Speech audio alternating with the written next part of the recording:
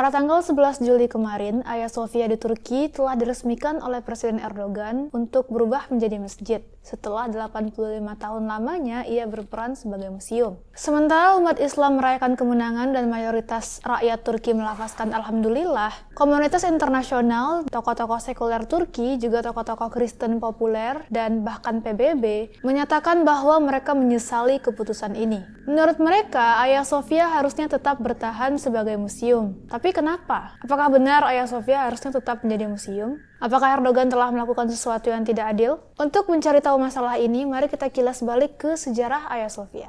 Singkatnya, Hagia Sophia dibangun pada tahun 537 sebagai gereja dan berperan sebagai gereja selama ratusan tahun sampai Konstantinopel atau Istanbul ditaklukkan oleh Sultan Muhammad Al-Fatih. Nah, ini kunci dari cerita kita, teman-teman. Begitu Sultan Muhammad Al-Fatih menaklukkan Istanbul, dia menjadi pemilik legal atas banyak bangunan yang ada di sana. Dan salah satunya adalah Hagia Sophia. Sultan Muhammad Al-Fatih mendapatkan Hagia Sophia secara legal, dan termasuk dalam perjanjian agar ia bisa mengontrol Istanbul di bawah pemerintahannya. Jadi Hagia Sophia adalah properti resmi milik Sultan Muhammad Al-Fatih, sebagai tanda bahwa bangunan ini adalah milik orang Islam, dan merupakan simbol kemenangan perang dan simbol sejarah. Sultan Muhammad Al-Fatih mengubah Hagia Sophia menjadi masjid karena pada saat itu Hagia Sophia adalah bangunan terbesar yang ada di Istanbul. Jadi sanggup menampung ribuan umat muslim, dan kebetulan pula kiblatnya menghadap ke arah Ka'bah. Dan sejarah mencatat, kalian bisa temukan ini di berbagai sumber, saat ditemukan oleh Sultan Muhammad Al-Fatih, bangunan Hagia Sophia itu sudah bobrok, rusak, dan hampir hancur. Pokoknya kondisinya itu sangat menyedihkan. Jadi bangunan Hagia Sophia yang kita lihat sekarang, itu sudah banyak melalui renovasi dan mendapat sentuhan-sentuhan dari zaman Ottoman. Seperti adanya menara, sebelumnya nggak ada menara, kemudian ada mihrab, relief-relief, tempat wudhu, tulisan-tulisan kaligrafi, dan sebagainya. Sultan Muhammad Al-Fatih tidak menyentuh apalagi menghancurkan gereja-gereja dan sinagog-sinagog lain. Malahan, ia berjanji pada non-muslim saat itu untuk melindungi mereka dan memberikan mereka kebebasan untuk menjalani ajaran agama mereka. Dia tidak memaksa siapapun untuk masuk Islam. Terbukti jika kita datang ke Istanbul, ada banyak gereja di sana. Tidak ada yang dihancurkan ataupun diubah menjadi masjid. Berbeda dengan apa yang terjadi di Yunani ataupun Spanyol. Pasca penaklukan, semua umat muslim itu dibantai, dibunuh, dipaksa murtad, dan mereka mengubah semua masjid yang ada menjadi gereja. Semua tanpa ada satupun yang tersisa.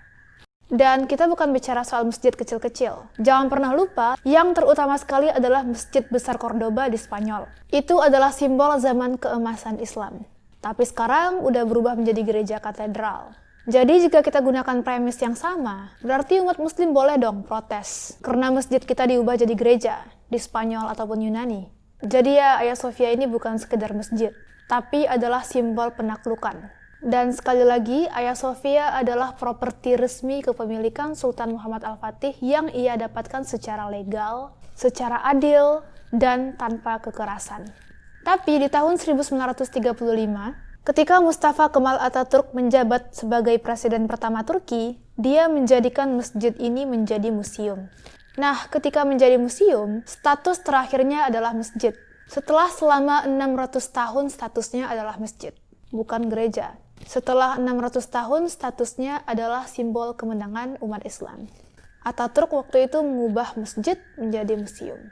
Dan sekarang, 85 tahun kemudian, Erdogan mencatat sejarah dengan mengembalikannya menjadi masjid lagi. Masyarakat Turki yang memang menginginkan Hagia Sophia untuk diubah lagi menjadi masjid. Dan mereka telah memperjuangkan masa ini selama bertahun-tahun. Protes-protes itu kebanyakan datangnya dari komunitas internasional, bukan dari Turki. Karena mayoritas penduduk Turki itu memang menginginkan Hagia Sophia untuk dirubah menjadi masjid lagi. Dan jangan lupa, Turki memiliki hak penuh untuk melakukan apapun yang dia inginkan terhadap Hagia Sophia. Setelah jadi masjid lagi, salat pertama di Hagia Sophia insya Allah akan didirikan pada tanggal 24 Juli ini. Dan jangan khawatir meskipun banyak negara-negara yang membenci Turki karena keputusan ini, dan jikapun Turki bakal kekurangan turis dari dunia barat, dengan berubahnya Hagia Sophia menjadi masjid lagi, aku yakin insya Allah umat muslim dari seluruh dunia bakal menjadikan Istanbul sebagai tempat yang wajib dikunjungi. Dan mungkin next time agensi-agensi travel bakal mewajibkan untuk mengunjungi Istanbul sebagai tempat yang membuktikan kebenaran sabda Nabi.